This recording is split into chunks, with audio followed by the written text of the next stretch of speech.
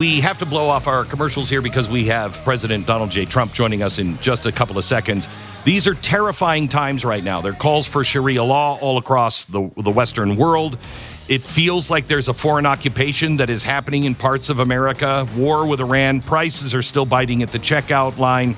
Marxists are exploiting this crisis in every way possible. It's easy to forget where we were just 2 years ago. So before we get to the president, let me just recap what has happened this week. Monday, Supreme Court cleared the way for the president's mail-in ballot order to take effect before the midterms 6-3. Homeland Security can build a federal citizenship list and send it to the states, while the Attorney General can prioritize the prosecutions of officials who give ballots to ineligible voters. Also, the State Department. The State Department is moving to revoke the tourist and business visas of up to 200,000 people who came as visitors and then filed for asylum, the largest action in American history.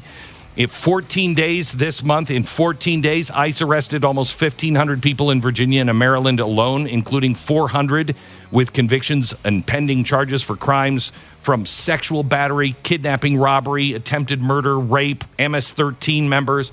One of the most successful operations ever. And then the economic news. This one's huge. Philadelphia Fed's manufacturing survey showed American factories having the strongest current conditions in more than 5 years. But more striking, the manufacturers, their expectations for the future surged to the highest level since the beginning of the Reagan boom in 1983, with the biggest one jump ever recorded.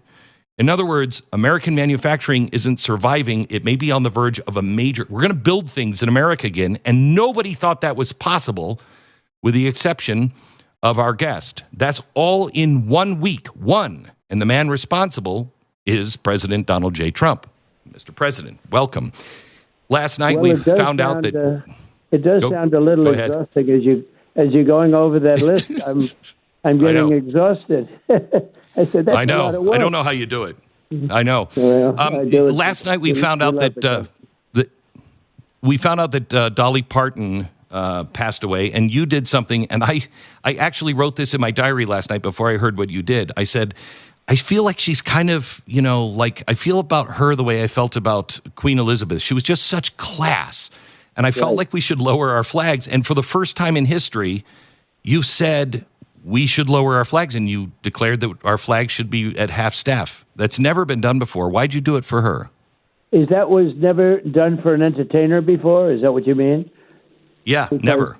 We've done this, lowering, but as I understand it, I've heard that from a couple of people. I'm a little surprised, but she was unique. I mean, she was amazing, and to lose her, it's like you lose a member of the family. We all knew her so well. I knew her a little bit. She wasn't a very political person. She really liked me, I will tell you. But she also wanted to stay very, she was of the opinion, the 50%, who needs to lose. I don't think it's 50. I think it's probably 20% of the fans, okay, not 50. But she was a great person, and she was just a nice person. I liked her a lot. And I thought it was a natural thing to lower the flags. Can we put something to rest here? Because the speculation is crazy. The CIA director, ours, is in Russia. Rumors are saying Putin is going to test NATO resolve, all the way to speculation that is crazy. He's going to strike England, all the way to this is maybe the U.S. telling them about the Iranian sanctions, saying we're serious about them. Can you tell me why our CIA director flew in the middle of the night to meet with the Russians? Well, none of the above. He's there on, very sort of semi-routine. I hate to disappoint people. We would like to see the war with Ukraine end. That's a war would have never started, Glenn, if I were president. That's one of the negatives of not having it done that way. I think this way has actually turned out to be bigger in many ways. But you wouldn't have had the war with Ukraine, and you wouldn't have had 25 million people coming into our country like they did, just come in like we were a bunch of fools. It was so sad. But they, 20, and I think the number's higher than 25, frankly. But they came in from prisons, and they were drug dealers, and they were murderers, and everything else, and they poured into our country. You wouldn't have had that. But you would not have had the war in Ukraine. John Ratcliffe is a fantastic guy. He's the head of the CIA, and he is not in there for any of the things that you said. Now, something may come out of it. We're working very hard to get that war ended. And frankly, they both want to see it ended at this point. The Atlantic, of all places, is reporting, and this is starting to become commonplace, that the Ayatollah is dead. Is the Ayatollah dead? And is there a way to win this war? I mean, really win this war and have them unconditionally surrender without the people rising up who don't have any guns? So is he dead? And where are we on the war? I don't think he's dead. He was very seriously wounded. The left side of his body, the arm, the leg, the whole thing. He was very seriously wounded, but I don't think he's dead. And if he is, they're putting on a pretty good show because they talk about, going back to talk to him all the time, to get a final blessing on things. But, you make a deal with them, it's like it's not the most honorable group, I will tell you that. And, we have the Strait open. We took out 22 boats last night. We have people coming in. The blockade, our Navy has been unbelievable. Our military has been unbelievable, the combination.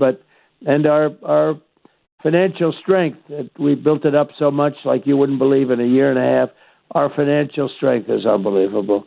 And those things are going toward a very big victory. We had the victory in Venezuela, and we're going to have a big victory here very soon.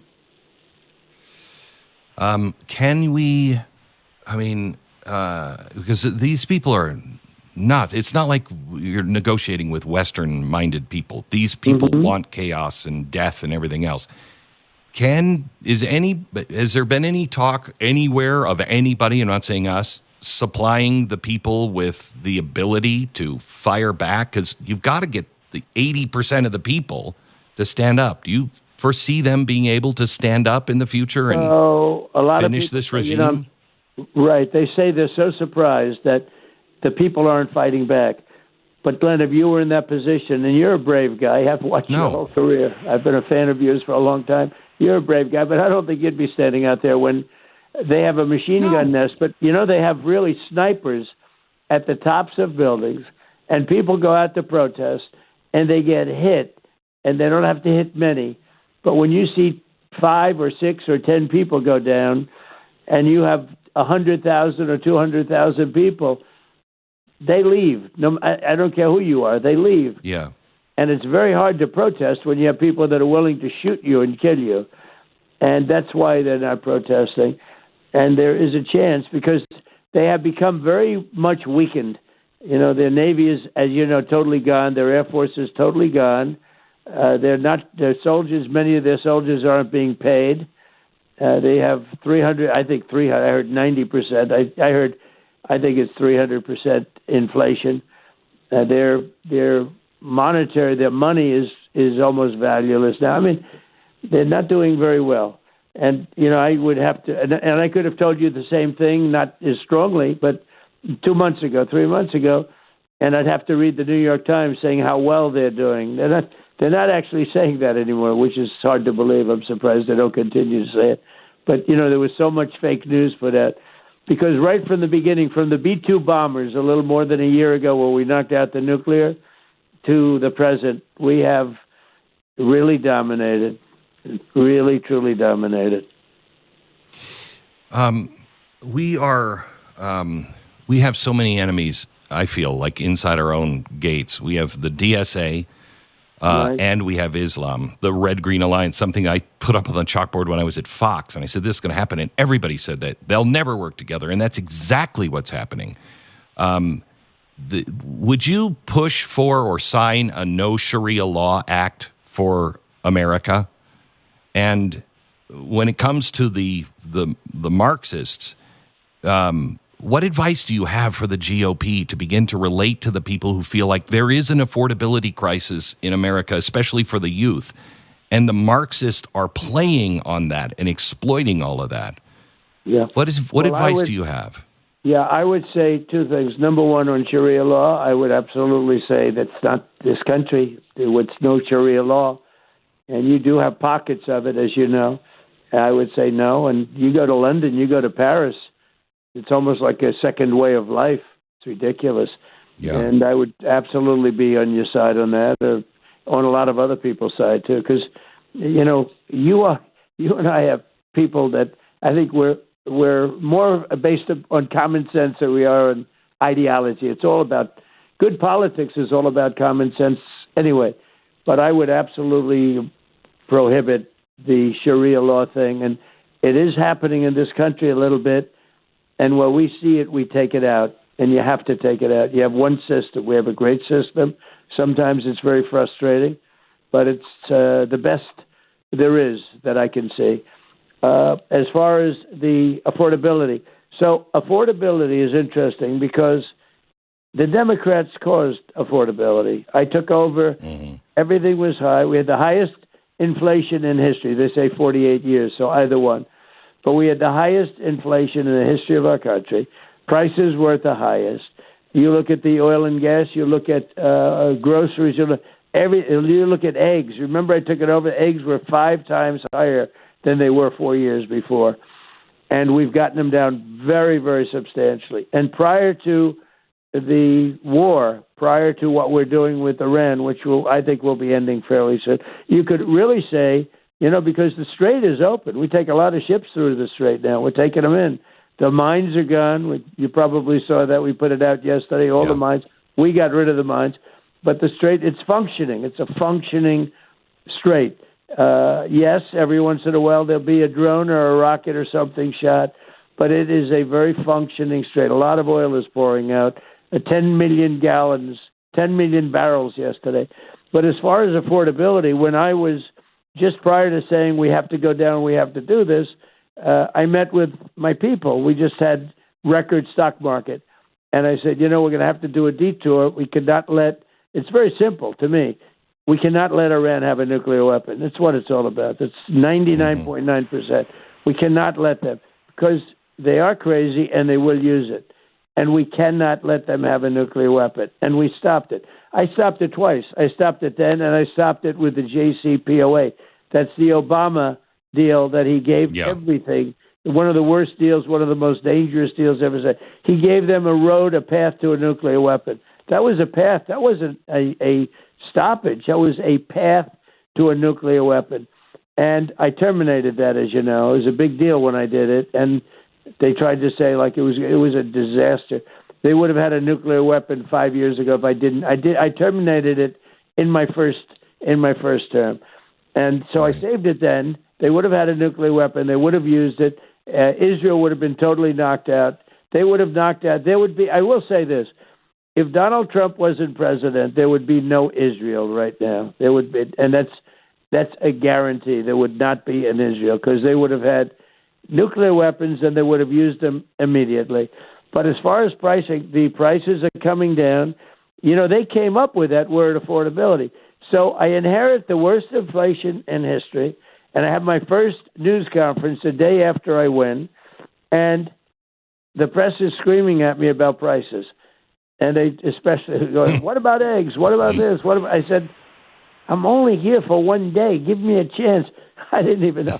They're talking about eggs. They're screaming at me about eggs. They said, I just won yesterday. I mean, the whole thing was just absolutely crazy. Actually, it was the first day it was on January 21st. I'm having a news conference. I'm there for one day, and they're screaming at me about prices. I inherited a mess in so many ways. The border, which I solved very quickly. I inherited so many different problems. That this was a bad administration. This was an incompetent administration. But I inherited high prices. And then from the first day, they started using the word affordability. They looked at me, affordability. It was a new word. Nobody ever heard the word. It was a new word that they devised, because they're quite good at that. They're not good at running a country, but they're good at politics. I don't know. They have some awfully bad policy for people like men and women, sports, etc. But I inherited affordability. I inherited high prices. I'll put it a different way. And we've really gotten them down. Now we have a little bit of an oil. Don't forget, when I did this, people thought the oil would go to I know. $10 a gallon. You know that. And but we had to do it. We had to stop them from having a nuclear weapon, and we did. And the prices are coming down very rapidly. And now beef is starting to come down. The meats, the beef is starting to come down. But prices have come down very substantially. I have to tell you, Mr. President, I didn't plan on talking about this, and we can get into it at a later date. But please, when it comes to beef, please look at the cartel that is the meat processing cartel. I mean, that is. I run a ranch, so I know what it's like. And I'm telling you, it is the processing plants. There's 4 of them, and I think 2 of them are not even American. It's bad, and I believe they're colluding with each other. And the farmers haven't done it because they're smart as hell. I'm surprised because that's been going on a long time, Glenn, long before I got here. Help us.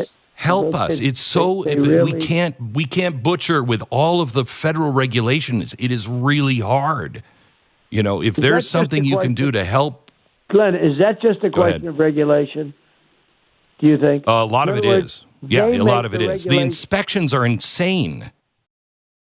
So they make the regulations so tough that. So could you do it if you didn't have those regulations? Could you do it on your ranch? Yes.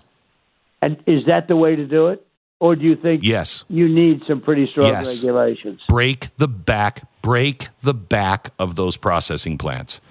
There's people that want to build processing plants everywhere. The regulations are killing us, just killing us. So you're saying with less regulation, you think that the ranchers and farmers would do a very good job of processing the beef? Yes. Wow. Yes, I know. Look at that today. I know. I've been hearing about this problem for 20 years. I've been hearing about this problem. Free your people. Let our people go. Let your people go. You know what? This could be a very good call for ranchers and farmers.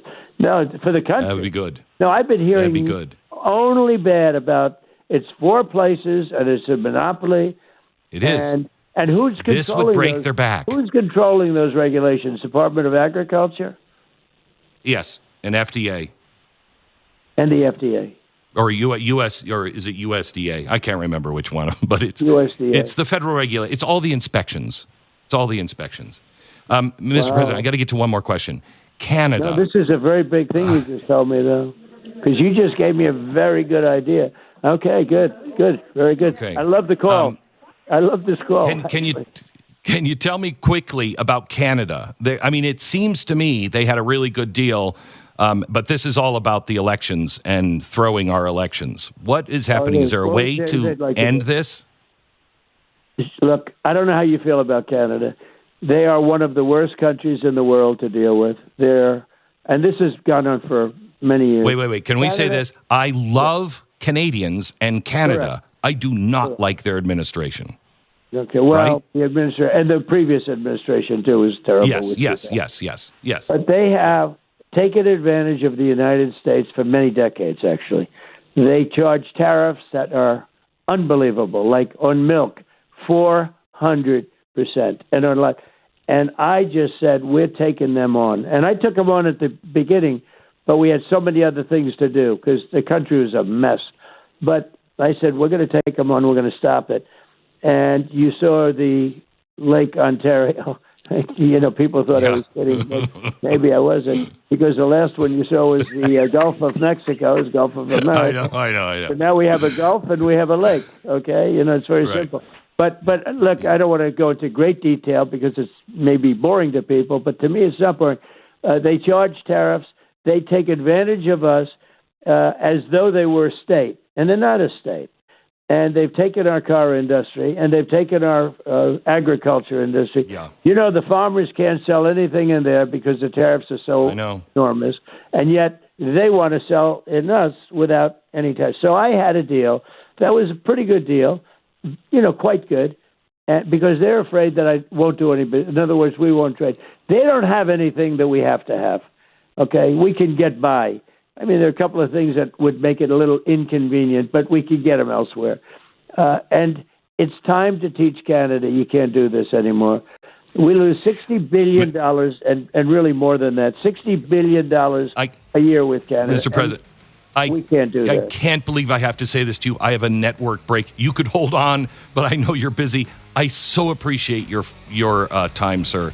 I am sorry that we're on a network break. You are terrific, and thank you for the painting. That was so beautiful, the picture. You're welcome. That was so... Thank you, sir. You are fantastic. Thank you very much. Thank you. I'll talk to you soon. You bet. Thanks, Glenn. You bet. Bye-bye.